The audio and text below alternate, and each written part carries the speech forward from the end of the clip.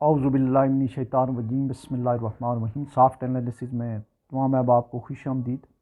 आज हम इस बात का जायज़ा लेंगे कि ये जो मौजूद गवर्नमेंट है उसने ऐलान किया कि हम जो है वो पेंशन रूल में तब्दीली कर रहे हैं, तो वो क्या तब्दीली हो सकती है और हुकूमत को क्यों ये पेंशन रूल में तब्दीली करने जा रही है। तो उसका सीधा साधा जवाब ये तब्दीली इसलिए नागज़ीर है कि पेंशन का एक फ़ंड होता है और तकरीबन तमाम ही दुनिया में हिंदुस्तान ने आज से 20 साल पहले अपने पूरे डिफेंस की जो है वो पेंशन फ़ंड अलहदा कर दिया था। फ़ंड का मतलब यह है कि उसमें थोड़े थोड़े पैसे डाले जाएं, उसको प्रॉफिट जनरेट होता रहे, उसमें से पेंशन दी जाए। पाकिस्तान की जो फेडरल गवर्नमेंट या सूबाई हुकूमतें हैं वो कोई पेंशन फ़ंड जो है वो नहीं मेंटेन कर रही हैं। वो जिस तरीके से तनख्वाह दी जा रही होती है या दूसरे जो एडमिनिस्ट्रेटिव एक्सपेंसेस होते हैं उसी तरीके से जो है वो अपने जो टैक्स पेयर जो रेगुलर बजट है उसमें से जो है वो दे रहे हैं, जो कि इसके ऊपर ना किसी ने काम किया ना किसी ने कोशिश की।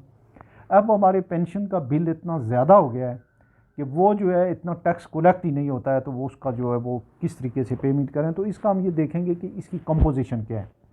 कंपोजिशन ये, जब 500 अरब का पेंशन का बिल होता था तो उसमें से 380 जो है वो था डिफेंस का, जिसका मतलब है 75% डिफेंस का है। तो डिफेंस का 75% आ गया, 25% सिविल सर्वेंट जिसमें ये ब्यूरोक्रेट्स, आपके डीएमजी ग्रुप और इस तरह के जो लोग हैं, और प्लस जो हैं ये हमारी जुडिशरी वगैरह और कंट्रोलर अपने accountant general office, survey of Pakistan, इस तरह के जो लोग हैं।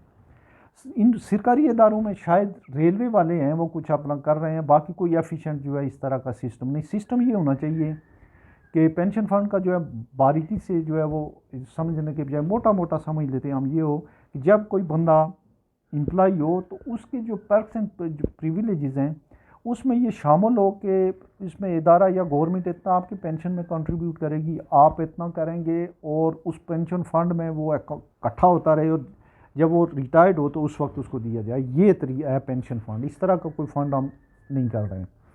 अब यहाँ पे जो है जो लग रहा है मुझे वो ये है कि जो हमारा डिफेंस का बजट है, नेवी, एयरफोर्स, आर्मी, रेंजर्स वगैरह का, इनके साथ तो कोई नहीं छेड़ेगा।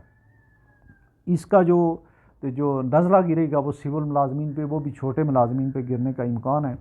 तो इससे पहले जो है ये थोड़ा ये हम समझ लेते हैं कि पेंशन स्कीम है क्या। पेंशन कैलकुलेट होती है बेसिक पे आपकी जितनी भी होती है, उसमें एक तो ये है कि उसका जो है वो 50% जो है उसकी कॉम्पोटेशन जो है वो होती है बेसिक पे की, सारी बेसिक की नहीं, जो आपकी ग्रास पेंशन है। सपोज़ अगर आपकी लाख है पेंशन है लाख, आपने 30 साल सर्विस की, तो सारी पेंशन नहीं, आपकी बेसिक पे लाख है, आपने 30 साल सर्विस की तो आपकी 70,000 ग्रास पेंशन हुई।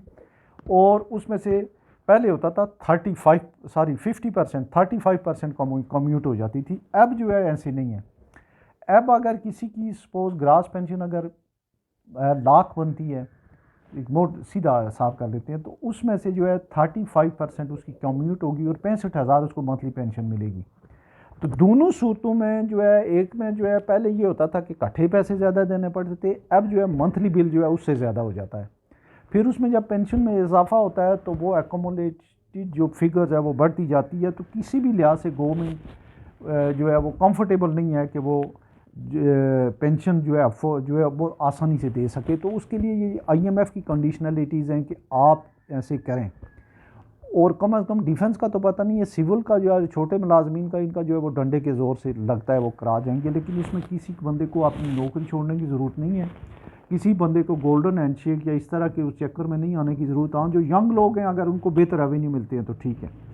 अच्छा, अब जो तजावीज़ क्या कहें, एक तजवीज़ तो ये है कि 35% से कमोटेशन जो है वो 25% पे लेके आए। मिसाल के तौर पे अगर किसी की जो अगर लाख पेंशन थी उसमें से 35% अगर पहले कम्यूट होती थी, तो अब जो है 25% कर देते हैं, 75,000 उसको पेंशन मंथली मिल जाए, 25 इकट्ठे मिल जाए। एक तो ये तरीका है। एक तजवीज़ ये है कि आप एज बढ़ा दें, ये भी कोई 62 साल कर दें, ये भी कोई वाइबल सलूशन नहीं है। अलबत्ता ये कहा जा रहा है कि उसमें कुछ लोगों को जो है वो जो कह रहे हैं वो ये कह रहे हैं कि रनिंग जो आपकी बेसिक की होती है उसके बजाय जो है ऐसी स्कीम लाई जाए कि जो बेसिक स्केल हो, टाइम स्केल हो, जहाँ से मिसाल के तौर पे अगर 16वें स्केल का बंदा है, उसकी अगर 30,000 तनख्वाह है तो उसको पेंशन 30 पे ही मिले, भले रिटायरमेंट के वक्त उसकी लाख हो जाए। तो ये भी जो है इतनी वाइबल नहीं है। लेकिन ये सारी चीज़ें जो है अपने तौर पे वो देखी जा रही हैं, और जल्द या बदेर बहरहाल पेंशन फ़ंड एक जो है वो इनको क्रिएट करना पड़ेगा। और मेरा ख्याल है तमाम सरकारी मुलाजमीन के लिए, इंक्लूडिंग जो आपके डिफेंस के हैं, जो आपके जो अपने सिविल सर्वेंट हैं, उन सब के लिए हो, एजुकेशन डिपार्टमेंट हो, उसमें यूनिवर्सिटी हूँ, ये सारे के सारे। कुछ इदारे ऐसे हैं भी जो बड़ा अच्छा, जो मिसाल के तौर पे कराची में इदारा है कराची पोर्ट ट्रस्ट, उनके किसी ज़माने में 15,000 मुलाजमीन होते थे, इस वक्त भी उनके 12-15 हज़ार जो है वो हो सकता है 20,000 जो है पेंशनर हूँ, वो बड़ा अच्छा अपना पेंशन फंड मेंटेन कर रहे हैं। कराची मेट्रोपॉलिटन कॉरपोरेशन कर रही है, इसके अलावा CDA जो है ये जो हमारी कैपिटल डेवलपमेंट अथॉरिटी ये कर रहे हैं, वापडा वाले अपना कर रहे हैं, रेलवे वाले कर रहे हैं, ये सारे लोग कर रहे हैं। लेकिन जो सिविल सर्वेंट्स हैं उनकी, चूँकि हमने अरबपतियों और खरबपतियों के ऊपर कोई टैक्स नहीं लगाना है, और अब जो है जो टैक्स जो आ रहा है उससे बड़ी मुश्किल से हमारे डे टू डे के जो है वो एक्सपेंडिचर पूरे नहीं हो रहे हैं, बल्कि हुकूमत जो है वो बाद औक़ात तनख्वाहें और पेंशन के लिए भी जो है बैंकों से कर्जा ले रही है, और बैंकों को कितना सूद दे रही है इसके बारे में अगर आपको प्रॉपर कैलकुलेशन बताई जाए तो वो अनबिलीवेबल है। तो इसलिए जो है ये जो उनको करना पड़ेगा, उसके लिए वो अपने आप को जो है they are getting ready to change the things. लेकिन उसमें सबसे बड़ा जो इशू है वो ये है कि उसमें डिफेंस सर्विसेज वाले जो आ रहे हैं, और उनके लोग जो है वो लंबे अरसे तक पेंशन लेते हैं, क्योंकि डिफेंस में से मोस्टली लोग जब 50 साल 45 साल 40 साल की उम्र में रिटायर्ड हो जाते हैं, उसके बाद वो 30-35 साल तक वो सर्विस करते हैं। एक तजवीज़ जो और है वो ये है कि अगर रिटायरमेंट के बाद कोई बंदा पेंशन लेगा तो वो या पेंशन लेगा या जो है सैलरी लेगा। ये भी इसलिए नहीं होता है कि रिटायरमेंट के बाद जो लोग सर्विस करते हैं वो भी ज़्यादातर डिफेंस के लोग होते हैं। जो दूसरे सिविल सर्वेंट हैं वो तो 60 साल के बाद रिटायर्ड होते हैं, उस वक्त वो सर्विस के काबिल ही नहीं होते हैं। तो कहने का मकसद ये है कि गवर्नमेंट जो है वो इस वक्त IMF के सामने फंसी हुई है। उनको इससे पहले लॉलीपॉप वो देते रहे हैं, और ये आज की बात नहीं है, 15-20 सालों से हम ये सुन रहे हैं कि पेंशन रूल चेंज हो रहे हैं। थोड़ा बहुत जो है उनको करना पड़ेगा, लेकिन उसके लिए कोई एकदम जो है वो परेशानी की बात नहीं है। और जो भी होगी वो नए आने वालों के लिए तो जो मर्ज़ी है रूल्स बना दें, लेकिन जो पुराने पेंशनियर हैं जो ऑलरेडी सर्विस में हैं उनसे पेंशन का हक छीना नहीं जा सकता है। अपना बहुत सारा ख्याल रखिएगा।